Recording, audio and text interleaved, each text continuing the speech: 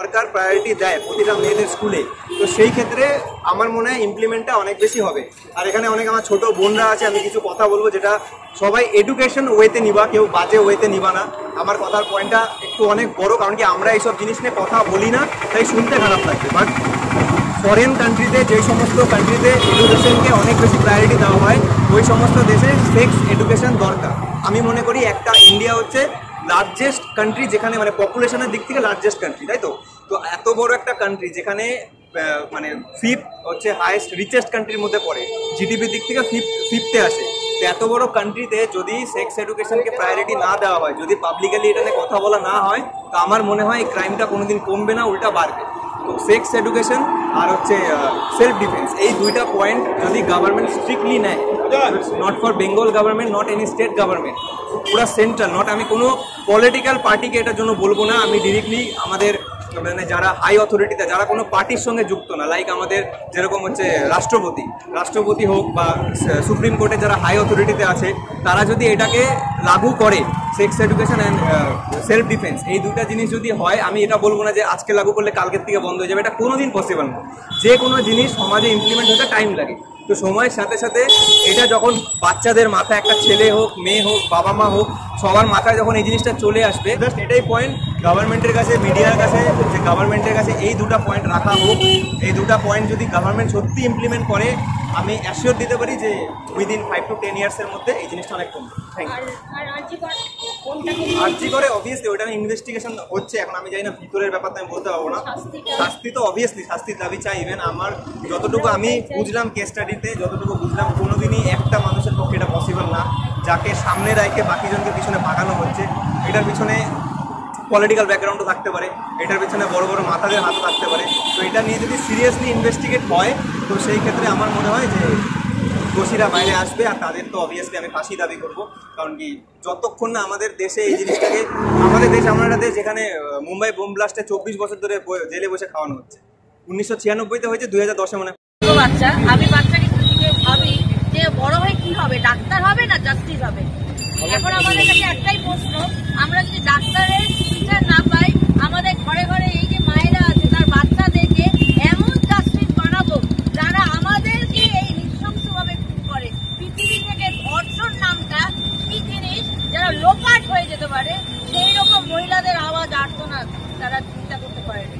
তখন ভাষা আন্দোলনের সময় একবার রাস্তায় নেমেছিল, আর মহিলারা যে কি করতে পারে, আমিও চাই আমাদের বাচ্চারাও আজকে এই প্রশাসন, পুলিশ, বিচারপতি, তারা একদিন বসবে, আর তাদের মেয়েরা যখন ডাক্তার হবে তখন এটা এখন আমরা।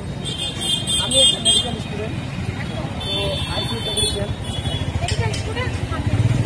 তো আগে কোনোদিন মেডিকেলের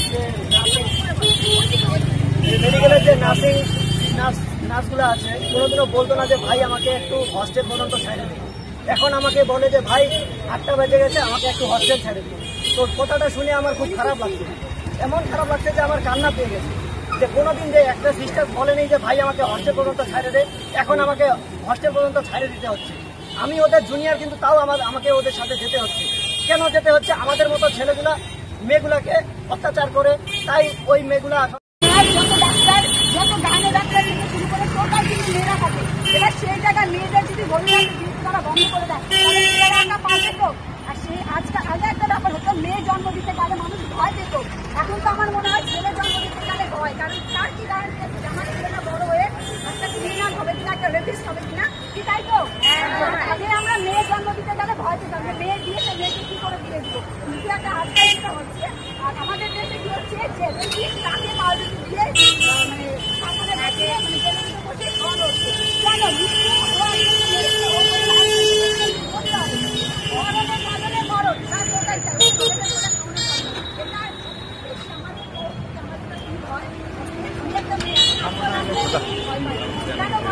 আমার মেয়ে পরশুদিন বলছে, আচ্ছা মা, আমি কি একা মানে রাত্রিবেলা আমি যখন কাজ করবো বা যখন শিক্ষার জন্য বাইরে যাবো পড়াশোনা করতে, তখন কি আমি একা বেরোতে পারবো না?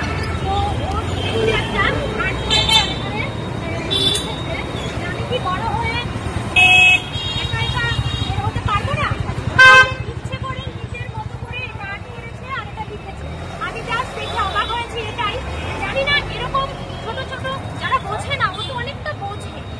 আরো ছোট আছে, তাদের মারা যায় না কতটা চিন্তা করছে যে আমার মেয়ে বড় হলে রাস্তায় কি আদতেও বেরোতে পারবে নাকি ওই মেয়েটার মতো মরতে হবে। তাই বলছি যত মা এরকম নির্মমভাবে হত্যা করেছে আমরা সবাই চাই তো সবাই চাই আমরা যতগুলো আছে ধরুক, ধরে শাস্তি দিক। আর এর মাঝখানে পলিটিক্স, যদি পলিটিক্স সত্যি থাকে পাবলিক কিন্তু সব পারে, চাইলে পাবলিক সব করে, আমরা কিন্তু সব পারি।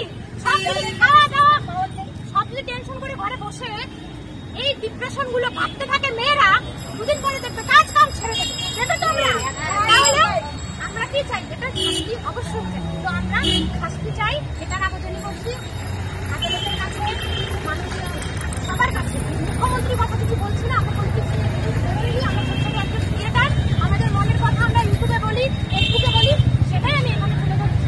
তাই যারা মা আছে ছোট ছোট বাচ্চা নিয়ে টেনশন করো, টেনশন না করে রাস্তায় বের হও, একজোট হয়ে গেলে উই ওয়ান্ট জাস্টিস।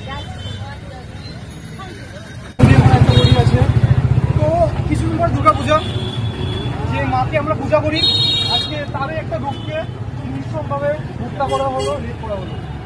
আমরা যদি জাস্ট কিছুক্ষণ যদি তার ব্যাপারটাকে পড়ি কীভাবে রেপ করা হয়েছে না, কীভাবে এটা হয়েছে, সেটা আমাদের নর্মাল একটা সাধারণ একটা মানুষের জিনিসটা পড়ে যেভাবে হয়েছে না, সেটা কোনো নর্মাল রেপ করে মারা হয়নি। এটা একটা মানে একটা কুকুর, যে বলে একটা কুকুর মানে কুকুর কি অজানা। আর তার সাথে কি হলো, সেই সেটা দেখার পরে কি বললো, সেখানে একটা সুইসাইড কেস। তারপরে কি হলো, এভিডেন্স নষ্ট করা হলো, ঢুকিয়ে সব এভিডেন্স নষ্ট করা হলো। আজ থেকে 13 দিন 14 দিন হলো সেই বিষয়ে একজনকে ধরে রেখে দিয়েছে। বাদ বাকি কি বলছে, তারা এখন ইয়ং বয়, ট্যালেন্টেড বয়, তাদেরকে আমরা কি করে করতে পারি। আজকে আমাদেরকে পুরো ফোন শুনি, আজকে যে দেশকে আমরা ভারত মা হিসেবে তুলনা করি, সব থেকে বড় পূজা আজকে আমরা কদিন পরে আসছে, তারই রূপকে আজকে এভাবে করা হয়, এভাবে তার সাথে এভাবে আচরণ করা হচ্ছে। আর আমরা বিচার, আমি একটা কোশ্চেন ছিল, বিচার চাচ্ছি কাছে।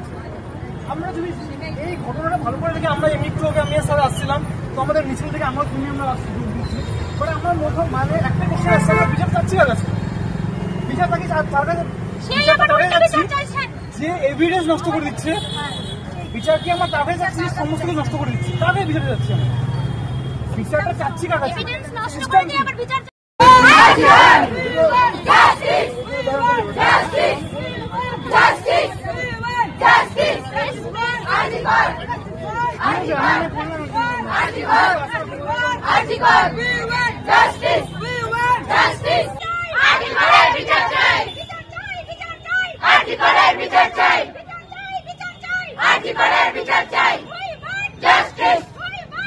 চাই।